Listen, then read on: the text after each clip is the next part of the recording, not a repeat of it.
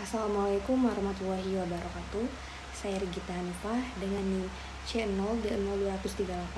Di sini saya akan mempresentasikan hasil materi saya tentang penyusutan amortisasi. Yang mana pengertian penyusutan amortisasi tersebut adalah alokasi jumlah yang dapat disusutkan suatu aset selama umur manfaatnya.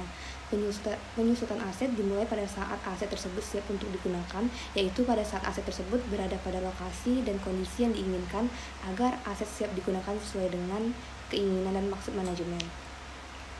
Dan adapun aset tetap dan penerapannya, yaitu aset tetap memiliki masa manfaat lebih dari 1 tahun atau 1 periode akuntansi. Semua jenis aset tetap kecuali tanah akan makin berkurang kemampuannya untuk memberikan jasa bersamaan dengan berlalunya waktu. Beberapa faktor yang mempengaruhi menurunnya kemampuan ini adalah ketidakseimbangan kapasitas yang tersedia dengan yang diminta dan ketinggalan teknologi. Berkurangnya kapasitas berarti berkurangnya nilai aset tetap yang bersangkutan. Hal ini perlu dicatat dan dilaporkan.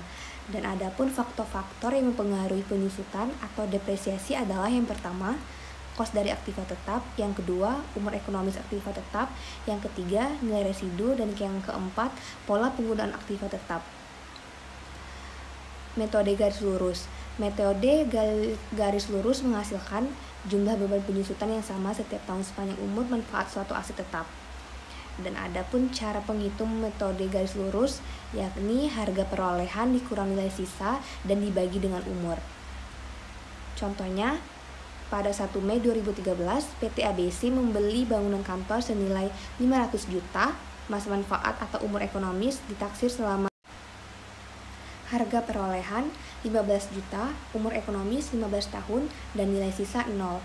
Penyusutan per tahun 15 juta dikurang 0 per 15 sama dengan 1 juta. Penyusutan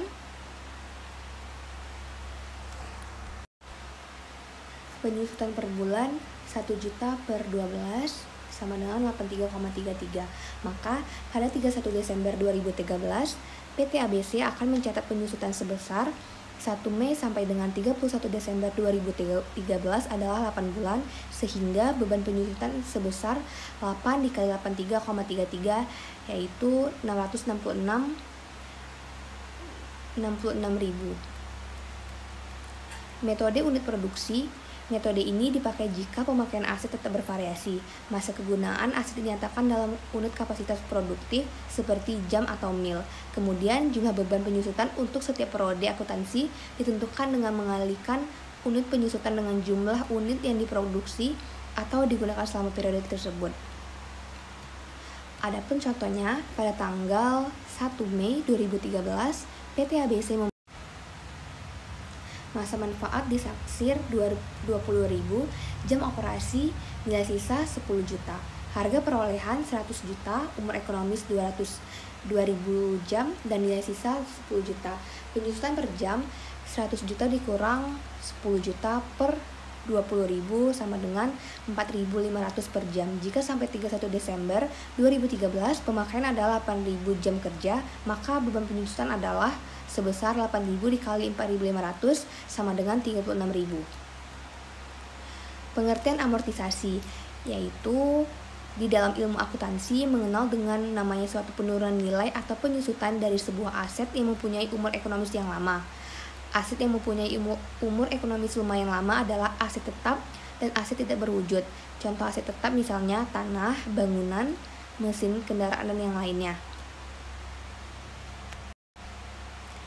Contoh aset tak berwujud adalah hak paten, merek dagang, goodwill, dan yang lainnya. Metode amortisasi, metode garis lurus atau straight line method, dan yang kedua metode saldo penurun, dan yang ketiga adanya wajib pajak diperkenankan untuk memilih salah satu metode untuk melakukan amortisasi. Contohnya, PT Astijaya pada tanggal 4 November 2001 mengeluarkan uang sebanyak 100 juta untuk memperoleh hak lisensi dari Ponycycle Ltd selama 4 tahun untuk memproduksi sepeda Ponyx. Perhitungan amortisasi hak lisensi tersebut adalah sebagai berikut. Alternatif 1 menggunakan metode garis lurus. Amortisasi tahun 2001 25% dikali 100 juta sama dengan 25 juta. amortisasi tahun 2020 adalah 25 juta.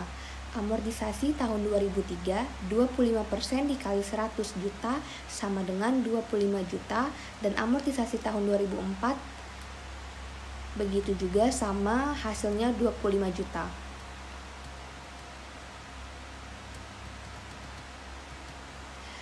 Pada dasarnya, tujuan penyusutan dan amortisasi aktiva tetap menurut Undang-Undang PPH atau fiskal sama dengan menurut akuntansi atau komersial. Tujuan penyusutan dan amortisasi komersial dimaksudkan untuk mengalokasikan nilai perolehan ke masa manfaat aktiva tetap dan harta tak berwujud untuk dapat dibebankan sebagai biaya dalam menghitung laba neto. Metode penyusutan dan amortisasi dalam akuntansi banyak jenisnya. Penghitungan pajak telah diatur tersendiri dalam Undang-Undang PPH dengan tujuan adanya keseragaman. Baiklah, itulah hasil presentasi saya. Apabila ada kekurangan dan kesalahan, saya mohon maaf dan saya akhiri dengan wabillahi taufiq walhidayah. Wassalamualaikum warahmatullahi wabarakatuh.